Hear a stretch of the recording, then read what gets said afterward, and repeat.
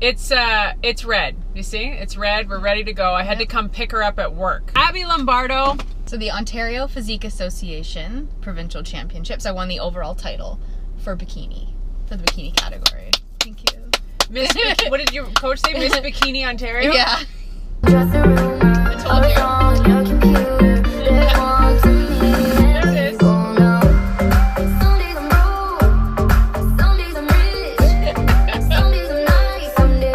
You're 20 years old. Yep.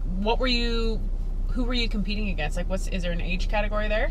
There are age categories for older women, like the Masters and Grand Masters, but I competed in the open category, so anyone of any age can compete. Your score on, obviously, your physique, that's the number one thing. They also look at your suit, you know, how the color looks on your complexion. They look at how well your spray tan is done, like your hair, makeup, your whole package, and your stage presence. I think that's what won me the overall, is because, like, not that I have all the confidence in the world, but I can pretend that I do, and I can pretend that I do really well, and I think that's what won me the overall, because the girls that I was up against looked phenomenal.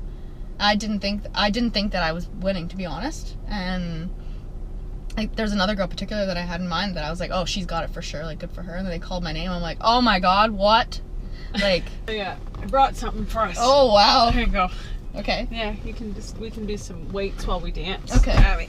Oh my goodness, Yeah. couldn't find anything lighter? I feel like this is a controversial sport. Yeah.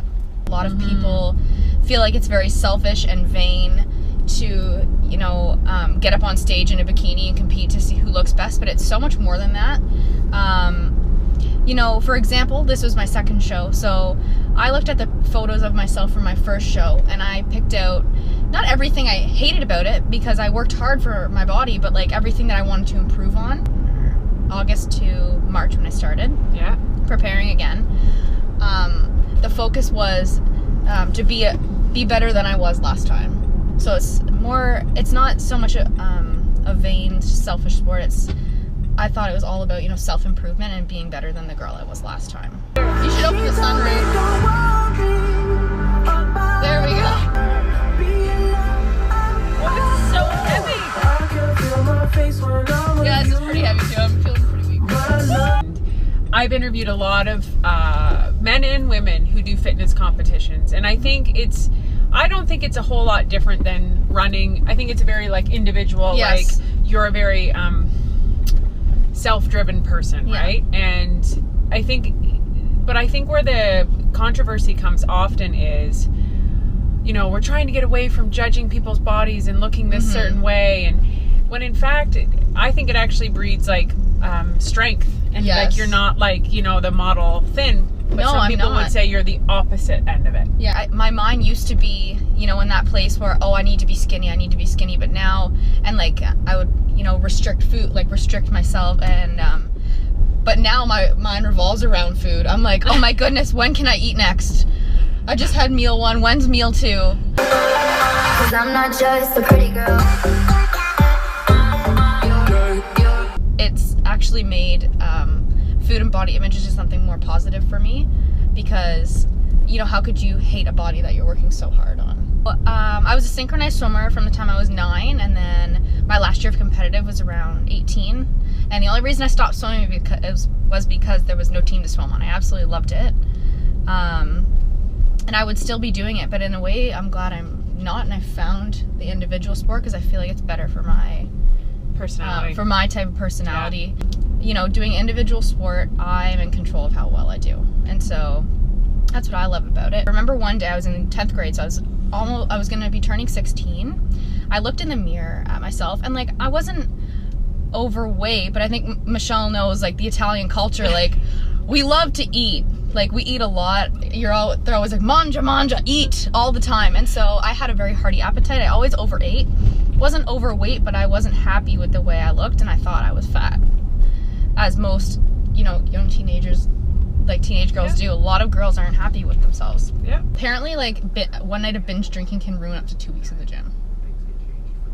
I totally believe that. Yeah. But you know what really happens when you binge drink? What?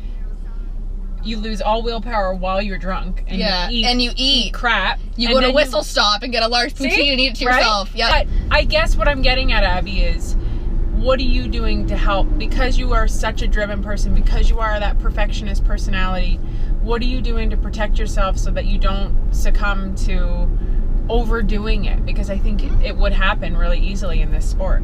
Yeah, it does. Like, I just, like, I'm not perfect. Obviously, sometimes I look in the mirror and go, why can't I look like I did on show day? But I also didn't drink anything for 3 days. I was taking, diuretics to help, lose as much water as possible so that I had that thin skin look. Like, people have no idea what actually goes in, all the suffering that goes into that one day. And so all the people on the other side of the camera who don't understand it, Abbie, go, why? It's hell. It's hell. But they're like, why? Why would you do that? Because doing the hours of cardio, like near the end I was doing an hour and a half of cardio every day, and plus my workouts, no carbs for the last 4 weeks. Like, it was really hard, but as hard as it is, I feel like getting on stage and knowing that I didn't do everything possible that I could to bring the best physique, would be harder mentally. So, I think it's just like any sport. Mm-hmm. You put your blood, sweat, and your tears into it. Exactly, a lot of tears. I think but I think every sport is that. And I think a ton of people, you may not agree with it or you may not like it. Yeah. But I think you have to respect that it's a sport primarily by very competitive people. Yeah. It's a Pathfinder workout. Doesn't everybody work out in their car? Yeah. Gotta warm up before you get to the gym.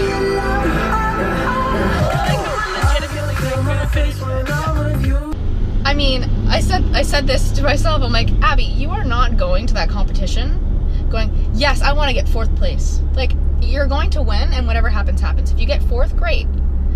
Because in the end, it's about beating the person you were last time. Right.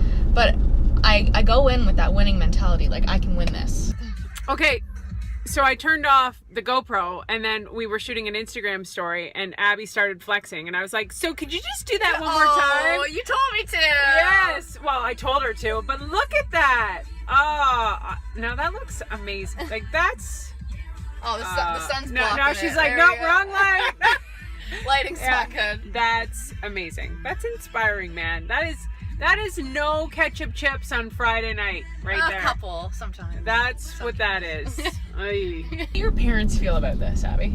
How does your Italian my father feel about all this? My dad, I was like, Dad, why don't you come to my show? He goes, I don't want to watch that. But, he was so supportive of me. Like, he's like, I'm so proud of you, Ab. Like, 18 times when I got home on the Sunday. He's like, look at your trophies. And, he was super pumped for me. I just think that it might be a little bit weird for him to watch that kind of go down. But very supportive. And my mom and my aunt came. And they came last time as well. I heard them screaming. They were crying with me after. My boyfriend came. Your favorite thing to eat?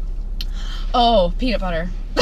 Oh, you didn't even think of it. Peanut butter. It's like, ah. Oh, yeah. Of course, they know it. What did you eat right after you were on stage? I made 4 types of dessert, which was a no-no because I ate a lot of it. And then I felt really sick. But, pecan pie squares. So I came off from my overall win in tears, grabbed a pecan square, and then went out and found my mom and my coach and hugged them all and cried. But I was like, I need a treat in my mouth first. That's what's on everyone's mind. The show goes late and everyone's like, I just want to eat. Give me a brownie. Yeah. Everyone's in the same boat, and I really liked that about the show too. All the girls you're surrounded with are in the exact same boat, but in the real world, a lot of my friends have no clue why I do what I do, and they don't understand. Has it isolated you from friendships and stuff? I try my best to, be hang out with my friends, do things, but it's just, those last 4 weeks are the hardest, and anybody who competes in fitness competitions can tell you that. You're very depleted and tired, and, every spare moment of your day is spent in the gym. And any other time you don't have energy to do anything. But also you can't socially eat. No, you can't. You can't socially drink. It's hard. And my Nona lives in a home now, so she doesn't cook anymore.